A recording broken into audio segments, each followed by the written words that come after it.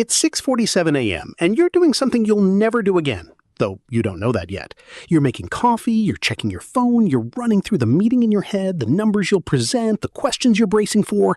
It feels like every other morning of your working life. It isn't.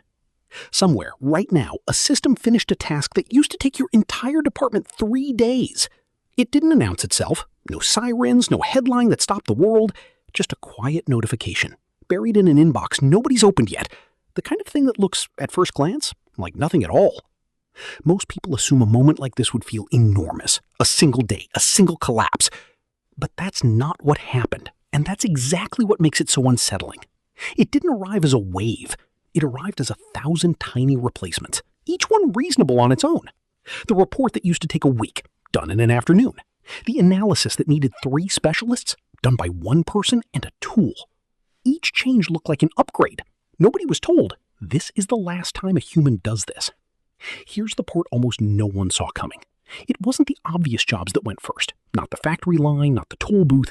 It was the ones people thought were safe. The ones that required judgment, nuance, years of training.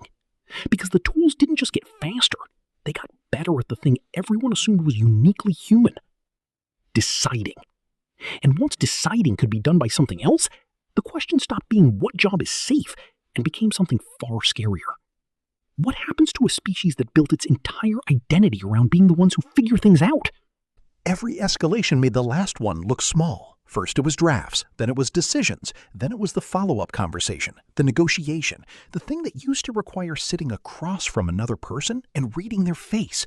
Each time someone said, "Surely not this," and each time it was. But here's where the story turns, because humans have been here before, not with machines, with each other. Every time a tool took over a task, something didn't disappear, it moved.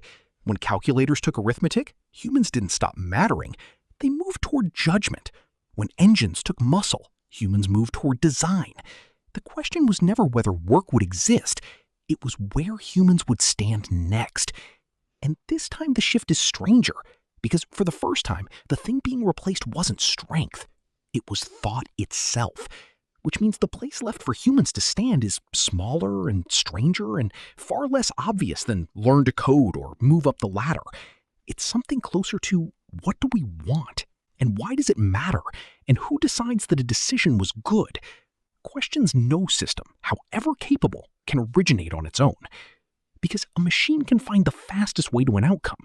It cannot tell you which outcome is worth wanting.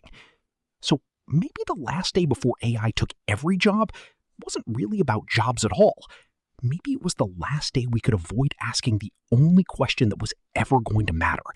Not what can still be done by a person, but what should only ever be decided by one. You made your coffee that morning like it was any other day.